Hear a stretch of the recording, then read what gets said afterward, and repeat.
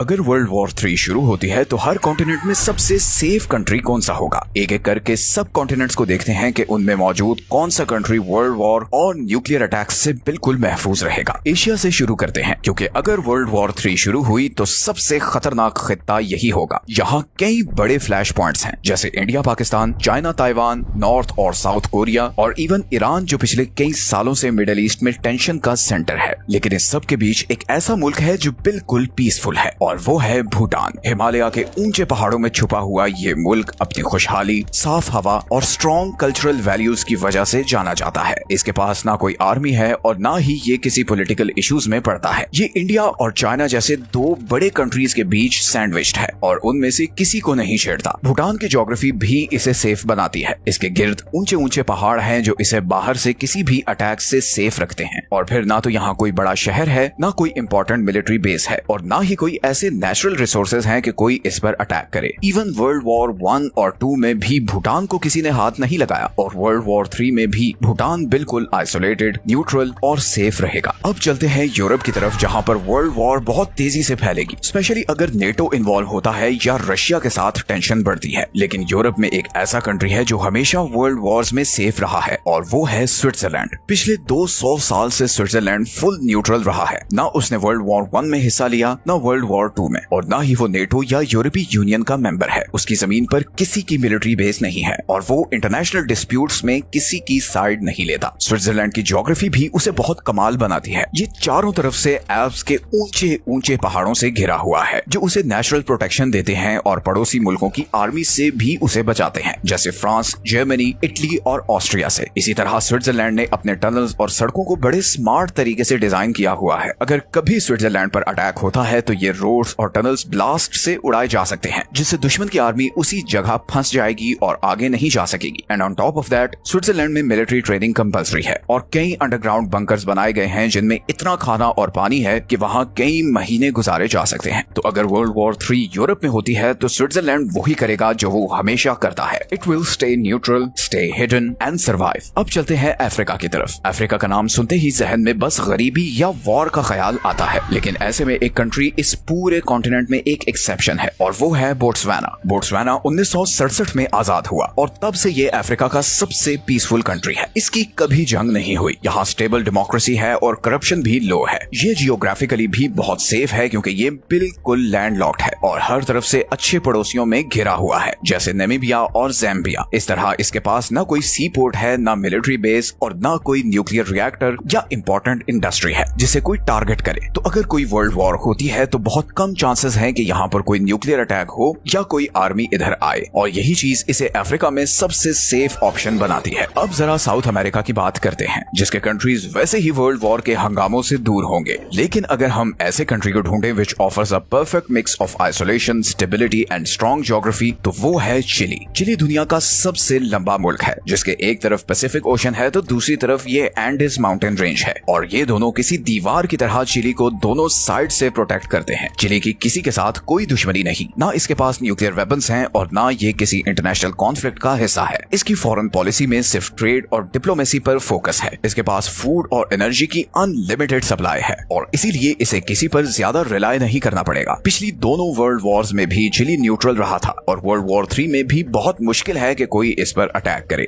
Finally ऊपर north America की तरफ आए तो कुछ लोगों का ख्याल है कि अमेरिका के करीब होने की वजह से शायद कनाडा इतना सेफ नहीं है, लेकिन सच ये है कि Canada is still the safest country in North America. No doubt Canada NATO member है और इसका अमेरिका के साथ लंबा बॉर्डर भी है, लेकिन कनाडा हमेशा से बड़ा पीसफुल रहा है। इसकी थोड़ी सी फौज है और कोई खास स्ट्रेटेजिक शहर भी नहीं है। ये अमेरिका के अलावा किसी और कंट्री के साथ बॉर्डर भी शेयर नहीं करता। फिर इसका इतना ठंडा और बड़ा एरिया भी इसकी स्ट्रेंथ है। कनाडा का ज्यादातर हिस्सा दुनिया से इतना दूर है कि इस पर अटैक करना ही बहुत मुश्किल है, और फिर इसका अमेरिका की तरह ग्लोबल जियोपॉलिटिक्स में कोई बहुत खास रोल भी नहीं है। इसके ज्यादातर कंट्रीज के साथ अच्छे रिलेशंस हैं, इवन चाइना और रशिया के साथ भी। तो वर्ल्ड वॉर की सूरत में कनाडा पर डायरेक्ट अटैक होने के चांसेस बहुत कम हैं। तो अगर आप नॉर्थ अमेरिका में हैं तो Canada is your best option. आखिर में हम इस सबसे बहुत दूर समुद्रों के पार चलते हैं न्यूजीलैंड की तरफ, क्योंकि वर्ल्ड वॉर 3 में न्यूजीलैंड पूरे ओशियानिया में शायद सबसे सेफेस्ट कंट्री होगा। बाकी दुनिया के हंगामों से हजारों किलोमीटर दूर न्यूजीलैंड ज्योग्राफिकली बिल्कुल आइसोलेटेड है। इस अकेलेपन को नॉर्मली एक डिसएडवांटेज समझा समझा जाता है, बट वर्ल्ड वॉर में this is the best option. किसी भी दुश्मन के लिए इतने बड़े समुद्र को क्रॉस करके यहाँ आना